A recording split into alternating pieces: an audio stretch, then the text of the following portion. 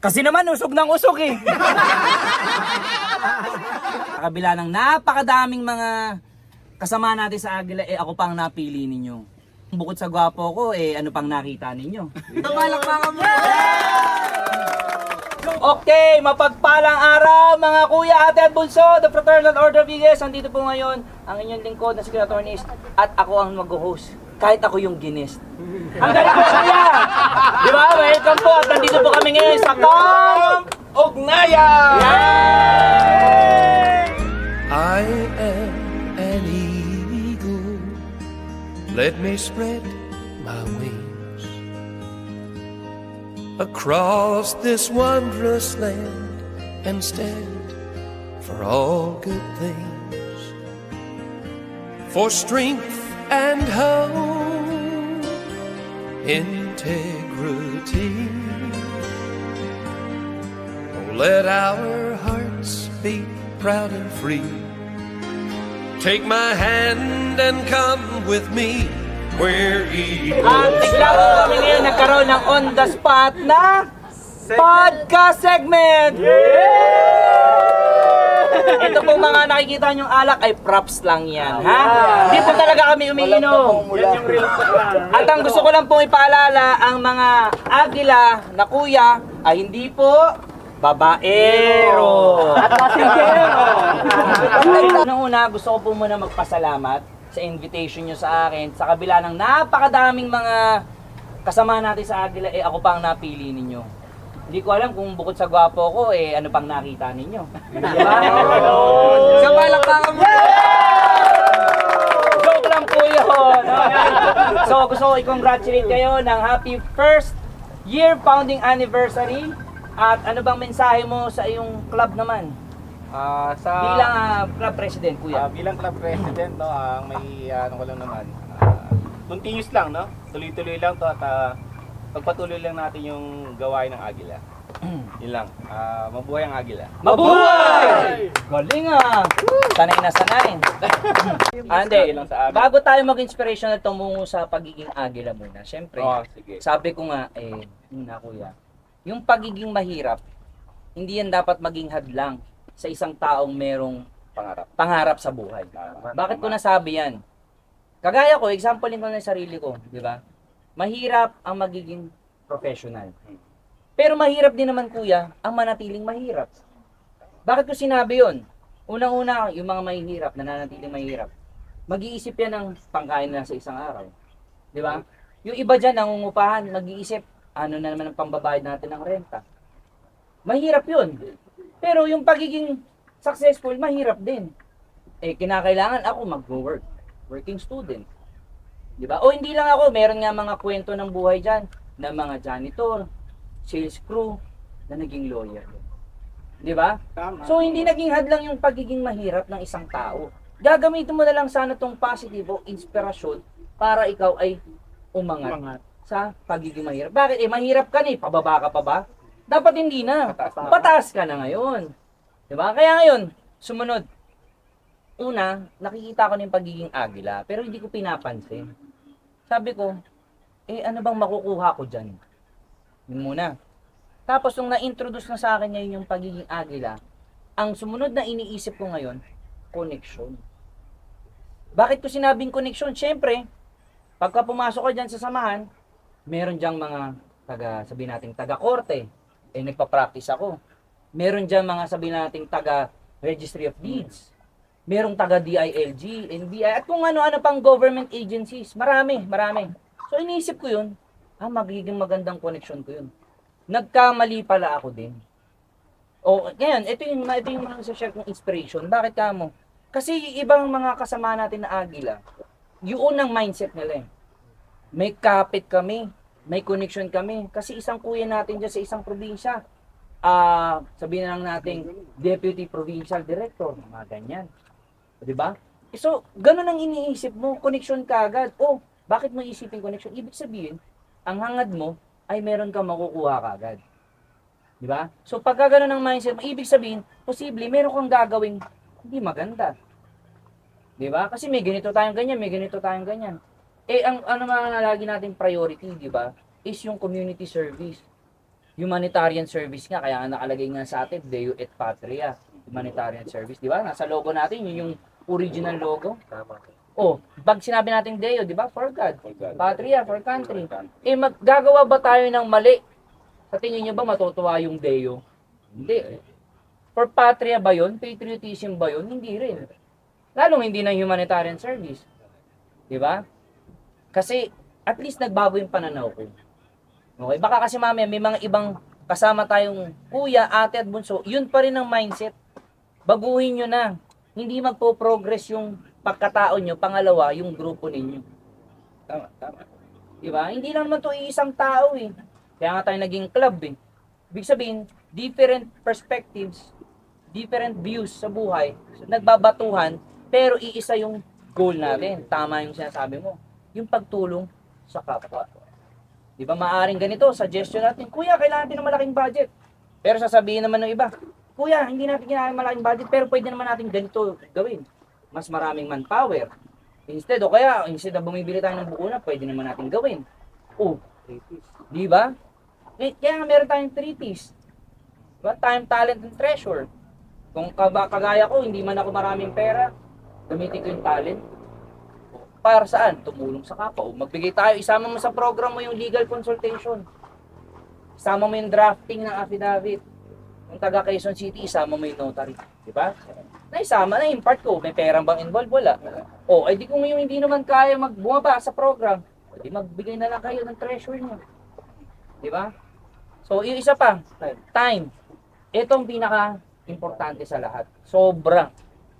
Diba? Bakit ko sinasabi pinaka-importante sa lahat? Walang magaganap kung walang gaganap. Wala mabubuong program kung wala tayong oras. Tama. Pero lahat tayo busy. Siyempre itong samahan natin, kadalasan, puro professionals. Di ba? Puro may mga negosyo, may mga trabaho. Di ba? Eh, umpisa pa lang, sa introduction pa lang, sinasabi na natin merong time na involved dito. Ako rin ganun din, natatamaan din ako sa sinasabi ko, na hindi man full time ang mabigay kong atensyon. Pero pagka meron kami mga events, services, pumupunta ako. Maaaring hindi ako makadalo sa GMM, oo. Pero pagdating sa community, andun na ako, aktibo na ako. Lalo na yung mga ganun. Kasi syempre, ito yung kinumit natin eh. Di ba? Introduction pa lang, binabanggit na yan. Kakain ka ng oras nyo, may gastos ito. Hindi mo naman dinitignan dito kung sino yung members, di ba? Correct. Bakit pagsasali ka ba ng club, sasabihin mo, may mayor ba tayong grupo? Wala naman. Di ba? Kaya, Open lahat. swerte yung mga may club na kung saan meron talagang mga big time, may mga nest. Di ba? Pero ang pinaka-focus pa rin nito is yung humanitarian services. Iisa pa rin tayo, pantay-pantay, kahit sabi mong mayaman ka. Pag dumating ka dito sa ating samahan, anong tawag? Kuya. Kuya. Di ba? CEO ka ng, sabihin natin pharmaceutical. Oh. Pag bumaba yung asawa mo kasama rito, kuya at ate pa rin kayo. Pantay-pantay pa rin tayo. Hindi mo siya itatratong VIP. Di ba? Oh, tsaka maidagdag na natin din to, di ba? Bukod sa lagi na tayo nagkakawanggaw at tumutulong. Papaalala ko lang din, tsaka sa mga posibleng makapanood nito. Di ba? Sa Five Eyes natin, wala pong initiation. At lagi pong sinasabi ng ating national president yan. Bawat. Na pag nangyari ang initiation sa inyong Five Eyes, tanggal yan. Di ba? Bakit ko kailangan kong banggitin ang Five Eyes? O yung isa lang doon, yung initiation. Wala yan, wala yan. Kasi ang initiation ay pinagbabawal ng batas. Nabanggit ko na yun sa mga vlogs ko. Di ba? Anti-hazing law. Ngayon, ano ba ang Agila, di ba? Pro-patria, pro-country. Ang mga Agila, at i-quote ko na rin yung sinabi ni Colonel Bong Nibriha, di ba? Eagles are law-abiding citizens. So kung law-abiding citizens tayo, hindi tayo lalabag sa batas. O sa madaling sabi, sumusunod tayo. Papaano mo ngayon sasabihin na sumusunod tayo sa batas kung sa Five Eyes pa lang, pagpapasok ko pa lang, may labag na sa batas. May pinayo. Tama? Yun yung common sense na doon. Actually, binubuo ko lang yung logic doon. Yung law at saka yung pagiging agila. Itinutugpa na natin. Diba? Kasi mamaya sasabihin, hindi, kami yung lehitimong agila. Gumapang kami sa ganito, ganyan. Pag sinabihan ko ngayon, initiation yon, bawal sa batas yun, mag-iisip ka na ngayon. Nasa tama ba akong agila? O kahit sabihin Tama natin, po, tama man yung agila mo. Sige, tama man. Nasanay ka ng tamang agila. Pero yung creation mo o yung pagpasok mo, naayon din ba sa batas? Di ba? Ang Magna Carta ng agila ay hindi maaring mas mataas ang lipad sa batas ng Pilipinas. Kaya tayo law-abiding citizens pa rin. Okay? Laging ganun kasi magagalit at magagalit. Tsaka hindi lang kahit hindi nakikita at hindi malaman ng ating national president na nagkaroon ng initiation o hazing. Sa sarili na lang natin, isipin na lang din natin. Bakit may ganito? Isipin mo. Example lang, mayor ng lungsod. Magiging agila. Halimbawa, ayoko maging gohas. Ano ibig sabihin ng gohas? Guest of honor and speaker. Ayoko maging gohas. Gusto ko dumaan ng Five Eyes. I-hazing mo? Mayor? Di ba, isipin nyo na lang, i-initiation mo yon. O, sabihin natin hindi gohas. Sabihin na lang natin, isang mayamang businessman. Sabihin na natin isang doktor o abogado na gustong tumulong sa kapwa, pero nakita ang ganda ng pagiging ehemplo ng pagiging agila. Sasali ako sa Eagles. Ang ganda ng mission, Nobel mission nga, di ba? Gusto ko makita yan kasi ako, abogado, doktor, laging tumutulong sa kapwa. Pag sali ko, Kuya Mel, attorneys, pwede ba akong sumali sa inyong club? Pwede. Tapos malalaman niya, may initiation. Papagapangin mo ba yung doktor sa putikan? Pakakainin mo ng sili? Hindi po. Di ba? Parang, ang idea natin, tutulong ka sa kapwa, pahihirapan mo yung tao. Kumbaga, tapos na tayo sa ganun sana. Kung meron man dati, tinanggal na nga. Di ba? So, yun, at least magkaroon sila ng insight na, siyempre, iba-iba, natatakot na sumali sa pagiging Eagles. Bakit ka mo? Kasi nababalitaan namin, quote-unquote, may namatay sa Eagles. Nabalita, di ba? Pumutok. Cavite. Pero hindi po sa amin yun. Nasa maling pugad po yun. Kasi inuulit ko lang, ayaw ng NP at bawal na bawal po yun sa batas. Kaya tanay, may tanong lang ako. Yes po. Mayayaman lang ba ang pwedeng sumali sa Eagles? Magandang tanong. Bukod sa, bago ko sagutin ang pagiging mayaman, idudugtong ko na rin itong ginawa kong vlog ng nakaraan. Sagutin natin, ang Eagles ay hindi lang po pang mayayaman. Kagaya ko, hindi naman ako mayaman. Maaring ako ay hindi magsasabing naghihirap. Kumbaga ang buhay ko naming pamilya ay sapat. Meron kaming makakain, sabihin natin 4 times a day kaya namin kumain. Okay, hindi kami nanghihingi ng ayuda sa gobyerno. Maaring ganyan. Pero hindi ko masasabing mayaman kami. Bakit ka mo? Wala naman kaming pambiling mamahaling sasakyan. Di ba? Wala kaming pambiling mamahaling bahay. Kumbaga kami ay sapat, komportable yung pamilya. Ngayon, dadako tayo sa sinasabi natin. Kung bakit yung sinasabi hindi mayaman ito, bakit ka mo? Hindi naman natin tinitingnan yung estado ng buhay kung gusto mo rin tumulong. Basta syempre, ang pangunahin, meron tayong pangtulong. Di ba? Sasali ka, kuya, example lang. Sasali ka. Ikaw pa pala yung unang-unang tutulungan. Yun nga yung main objective, isa sa main objectives ng pagiging agila is yung tumulong tayo sa kapwa. Maging resource. Tama? Tapos ikaw pa pala yung isa sa magiging tutulungan namin, beneficiary. Pangalawa, nakarinig ako nung minsan, merong discrimination. Bakit yung sinasabing discrimination? Sabi, bakit daw may mga members ng Eagles na grab drivers, lalamove riders, etc. etc. Totoo. Bakit yung sinasabing ako nasasaktan ako? Kasi ano rin ako malapit din yung puso ko sa mga mahihirap. Unang-una, hindi porket grab drivers yan, lalamove riders yung mga yan, mahirap na. Yun ang punting ko muna, mahirap na. Bakit ka mo? Madami kami nasasakyan na grab drivers, SUV, sabihin na lang natin Montero, Innova. Pag nakita mo yung driver, puro ginto. Mas marami pa ang ginto sa atin. Tatanungin ko, mukha po kayong hindi driver. Ay, retirement ko na to in short, nag-i-enjoy. Libangan nyo na lang pala po ito. Di ba? Mapagsalitaan natin, hindi pala natin alam yung background ng tao. Retired colonel. Di ba? Di at least, yung ginawa niyang retirado siya, nakatulong ka sa publiko. Nagserbisyo ka. At hindi ka nanghihingi, hindi ka umaasa. Di ba? Tapos yun ang tingin ng mga ibang kuya at ate natin. O sabihin na lang natin yung mga nagmomotor. Sabihin na lang natin, ang mga motor ay Mio. O yung mas mabababa pang mga CC. Okay? Hindi mo naman din masasabing mahihirap yung mga yan. Bakit ka mo? Gusto lang nila talagang rider sila. Di ba? Hindi mo alam, yung pala nagko-content. Pag tinignan mo yung mic, tinignan mo yung camera, ang mamahal. Di ba? May mga ganyan eh. Kaya nga, kasi nasasaktan ako dahil part ako ng Eagles. Nasasaktan din ako sa kabilang banda dahil ako, baka mahirap din akong tao. Di ba? So yun ang paningin ng iba eh. Bakit may ganito ganyan? Hindi naman naging qualification sa pagiging agila ang profession. May sasakyan ka ba? Walang discrimination. Di ba? Nakamotor ka ba? Naglalakad ka ba? Nagbabike ka ba? Wala namang ganong criteria eh. Ang tinignan lang, yung basta may tritis ka. Di ba? Regardless kung anong profession mo. Basta kaya mo tumulong. Sana magbago yung mindset ng ibang mga kuya ate natin. Di ba? At yung gagamitin yung samahan. Kasiraan ng isa, nangyayari, kasiraan ng lahat. Di ba? Masakit eh.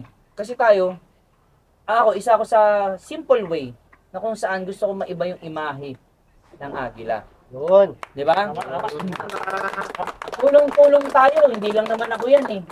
Di ba? Isa ako doon sa naggustong naghahangad na magbago yung imahe na ang tingin ng mga tao, mayabang yan, eagles yan eh. Marami kasi sila, eagles sila eh. May mga connection yung eagles sila. Baguhin natin yung mindset ng tao. Baka mamaya eh, halimbawa may nadisgrasya. Unang tumulong agila, ay, kaya pala tumulong kasi mga agila yan. Di ba? Ay, bakit nagkagulo yung mga tao doon? Ay, bigayan ng ayuda. Siguro mga agila yun. Di ba? Kagaya nung nakaraan, pumunta kami rito, kaya pamilyar ako sa lugar. Pumunta kami ng Dumagat Tribe noong April lang. O, di ba? Nilusong namin yung ilog. Di ba? Kaya nga, so at least maganda yung imahe na natin kasi laging laman ng social media, puro negative. Bakit? Pag yung isa bang nakagawa doon, di ba tayo damay? Di ba damay din? Wala namang binabanggit na, mga agila, tapos ang club niya, halimbawa lang, sa Mindanao. Hindi naman ganun eh. Ang banggit lang dyan, mayayabang yung mga agila. Hindi lahat na tayo nun. Diba? Hindi naman lahat eh, ganun eh. Kaya nga, at least, kagaya ko, tayo lahat, tulong-tulong, simple way, dadami na ngayon tayo. Na magiging imahe na ngayon na agila, ay mababaliktad na rin natin. Diba? O pag nangailangan ng tulong, may nasiraan dyan ng sasakyan. Tumulong, ay, siguro, naka-club shirt o, agila yan, kaya pala, tumutulong eh. Di maganda. Magalang yung yung lalaking kausap ko. Siguro may samahan yun. Ay, kaya pala magalang. Agila pala yun. Di ba? Professional sumagot. Matinong kausap. May paninindigan. At least yung mga ganung bagay, di ba? Yan ba, may bayad? Wala naman. Di naman natin kinakailangan ipakita sa tao yan kasi magsisimula sa atin yan at magiging kabutihan ang asa naman yan, di ba? Tayo ay nagiging role model na, dumadami na tayo eh. Dapat mas marami pa tayo magiging role models. Di ba? Hindi yung dumadami, yung mga nakikita na puro mga kasamaan, negative.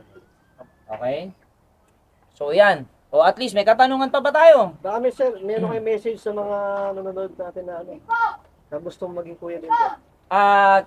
Kuya, ang ate at mga sirs and moms para po sa mga aplikante natin, sa mga naglalakas loob na sumama po sa aming samahan. Ito po ay hindi po tinitignan kung anong personalidad ninyo.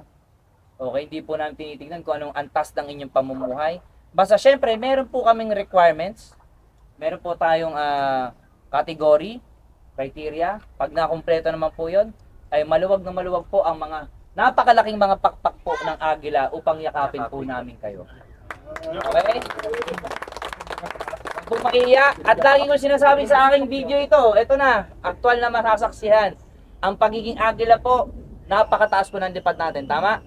Ito po ay ginagamit po natin upang mag-abot ng tulong sa iba't ibang dako ng mundo. Mundo na po tayo, international. At hindi natin gagamitin ang paglipad natin ng mataas upang ibagsak pa po ang mga walang kalabang-labang mga mamamayan. Okay po ba yan? Yes! Mabuhay ang agila! Mabuhay ang agila! Yan po, sana at nakapulutan po ng aral ang ating tinalakay po ngayon. Malayo man, ang kampugnayan ay naabot ko kayo upang maiugnay sa inyo ang aking saloobin bilang kuya at abogado po. Kuya,